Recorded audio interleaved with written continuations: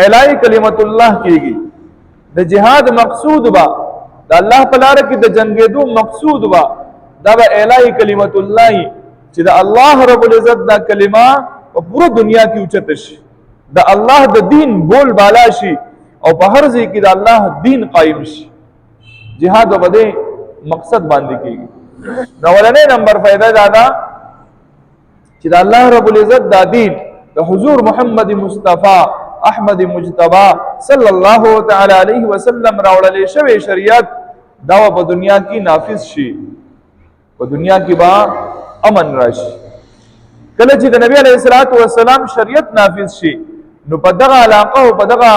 کلی او په دغه ملک باندې بل الله رب العزت رحمت راوړيږي. بل نبی علیه الصلاۃ والسلام فرمایا